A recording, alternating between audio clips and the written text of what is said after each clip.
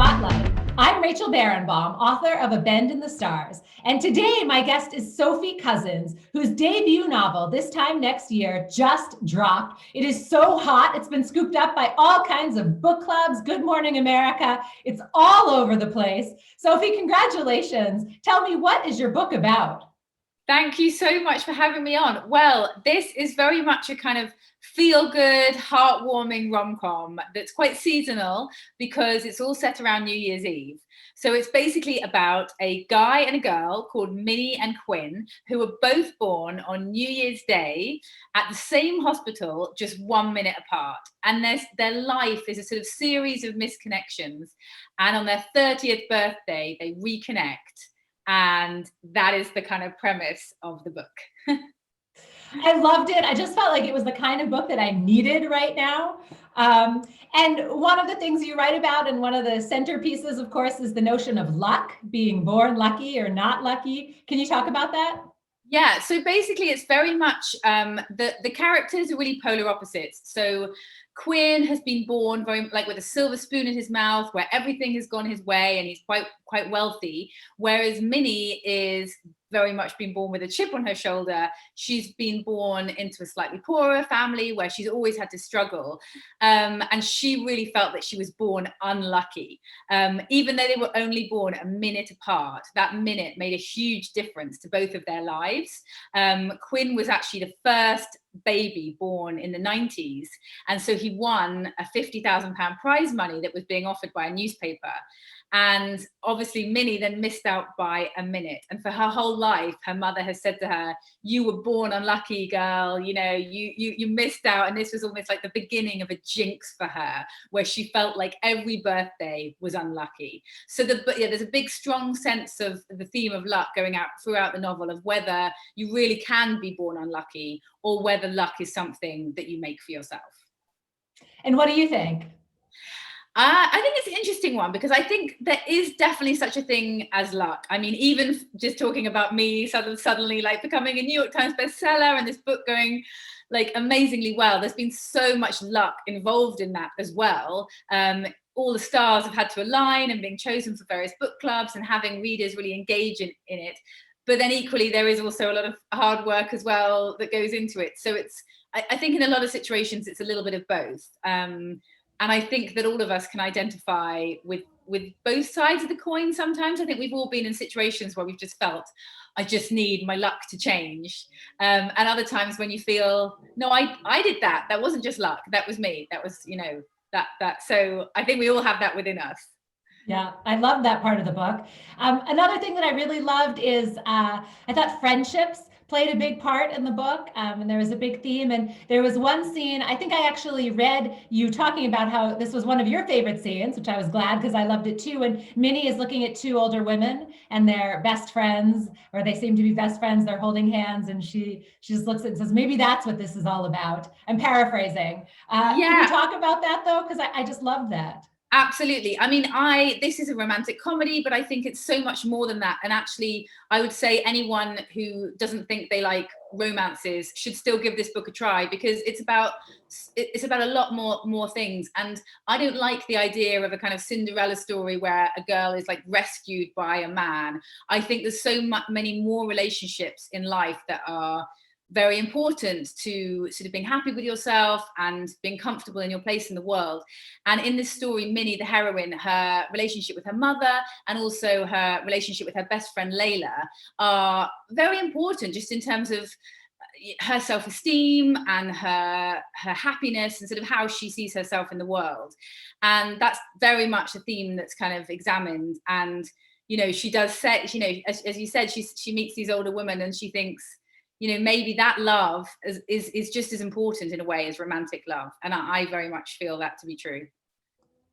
I love that you're saying you don't love the Cinderella story, and yet you're writing rom-coms. I know, that's the irony. And I think that the Cinderella story is a little bit, outdated in a way, because Prince Charming never really has much of his personality shown, and also it's very much they meet across a dance floor and it's love at first sight. And I think actually the modern rom-com reader wants a little bit more than that. They want to see a bit of banter and a bit of spark between the characters, and they want to see why people have fallen in love. And I do think there is such a thing as lust at first sight, but I think relationships and attraction are a bit more complicated maybe than Cinderella and Prince Charming would have us believe. And I also think that it's I've been very influenced in this book by romantic comedy films. I love all those like 90s classics like Sleepless in Seattle and like Four Weddings and a Funeral. These are all things I grew up on that I really love. And I think there's a lot of kind of nods to that in my book. Like there's a few scenes where she even mentions Sleepless in Seattle. And I think almost like the history of rom-com and its evolution all there to kind of embrace and kind of make fun of at the same time. Oh, but embrace. I mean, that's why it was so much fun. I felt like I can see this as the movie already.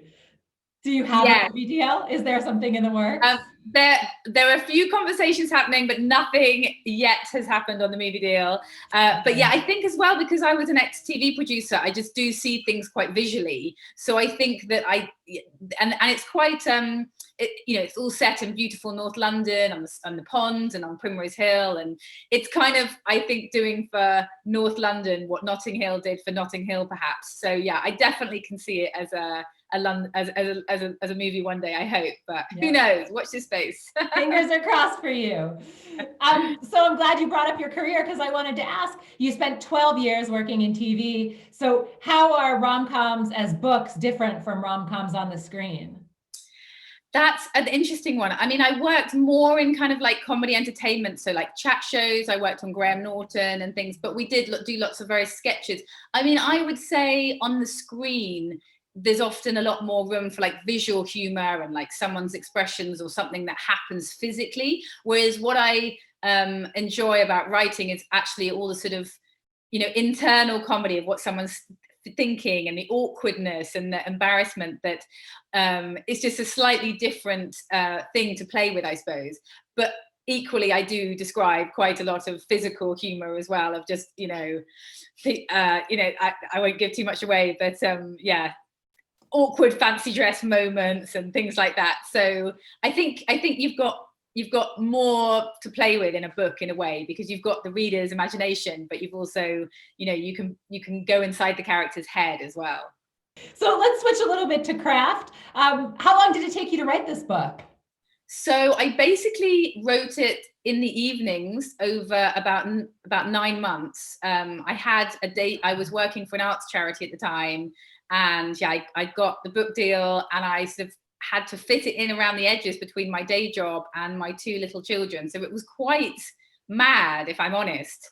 You birthed a book in 9 months. I birthed a book, and it was, it's kind of sometimes like the last thing you feel like doing when you've come home from work and you've put the kids to bed, and then you're like, I've got to go and write 1,000 words. And I knew I had a deadline. I had a very strict kind of word count limit with myself, where I had to write 5,000 words a week. And that meant 1,000 words a night, 4 nights, 5 nights a week. But in a way, that kind of discipline was good for me. And now that I'm very fortunate enough to have given up the day job and I'm doing this full time, I'm finding it a little bit harder in a way, because I don't have that kind of very clear window where I just have to do it, Well, also, I mean, it's just come out, so you probably have all kinds of press and, interviews like this, right? That are taking up a lot of time. Exactly. It's just exciting. And I think when you're writing your first book, you've got no idea whether 5 people are going to read it or like 50,000 people are going to read it. And so it's just very much you and the story for such a long time. And when it first came out as well, you suddenly feel,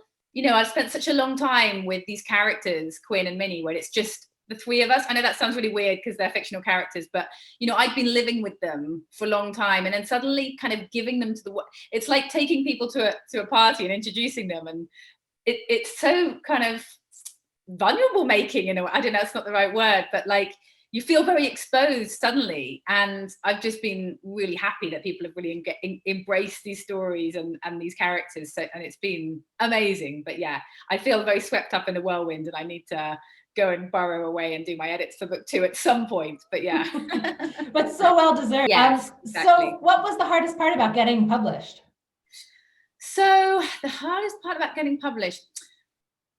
So I think that finding the right story was actually the hardest part for me. I had this fantastic agent who's always supported my writing, but I started quite a few projects that I then kind of fell by the wayside, or I kind of sent her 3 chapters and I said, is there something in this? And she just, nothing quite hooked me enough to finish it. And then, but with this one, I kind of, Penguin had said the kind of book that they wanted, and it kind of just instantly struck a chord with me. And as soon as I had the idea of like New Year, and it's quite tightly formatted, this book as well, and I knew it was going to be set in the present day across a year with all these flashbacks to New Year's Eve in the past. And for me, once I had that idea and I had a deadline, it was just so much easier for me to write. So I think, yeah, for me, the right idea at the right time was the most challenging thing. And it was kind of yeah, everything just came together for this one. Yeah, but there's a lot of dusty half-finished novels in my drawer, put it that way. Okay, you could come back. I can come back. When I put this book down, the one question I really was dying to ask you is, in rom-com, I feel like there's a very fine line between cheese and beauty, right? Yes. How do you balance there?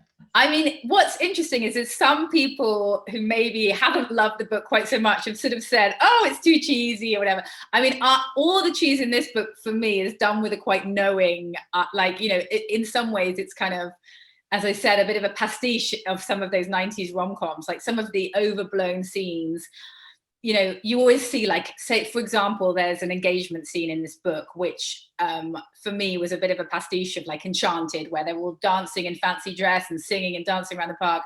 And for me, what I thought was funny was, imagine if someone put on a massive show like that, and then, you know, the person who it was for just didn't get the point, and it was all a bit awkward and embarrassing. So I think for me, I love the cheese, but it's also kind of playing with the cheese and being a bit knowing about it, and having kind of undercutting it with humor that you might not expect. And that is very much kind of my sense of humor. So I hope that that's what comes across in the book. So what kind of advice do you have for new or aspiring writers out there? So I think that one of the biggest pieces of advice I would have would be to set yourself this weekly word count. I mean, that's what really, I think it can be really hard to get an idea just finished. And so whatever it may be, even if it's like 200 words a week or 2,000 words a week, whatever your life is full of, just think realistically what you could achieve and stick to it like glue. And then eventually you will have a manuscript to work on. I think my second piece of advice that really helped me as well would be to apply for competitions. Before I published this, I got an ebook published about 5 years ago, and that was from entering a competition, which was called Love at First Write, where you had to write the first 3 chapters of an idea. And there's lots of short story competitions you can enter as well. And I think if you're an aspiring writer, those kind of little competitions for like a first chapter or a short story can be really good for your morale, and they can help you kind of get seen and get visible. So before we go, can you give us a quick glimpse to book 2? What's coming? So book 2 is, I'm really excited about it. It's called The Way We Met, current title, TBC. And it's basically about a girl called Laura who is obsessed with the meet cute and how people meet. And she's always asking people, how did you meet? And she goes to Jersey, which is a small island where I live, on a work trip. And she picks up the wrong suitcase at the airport. And when she opens the bag, she is convinced that the owner is the love of her life. And all these things in the bag just tell her, this is the man for me. I got to track him down. So it's lots of fun. It's very lighthearted. And yeah, it's all set on the beautiful island of Jersey. So I hope people are going to love it as much as they like this one. I can't wait to read it. I'm in line already. Okay, Sophie, good. Thank you so much. Congratulations. May you sell many, many copies. You're so welcome. Lovely to talk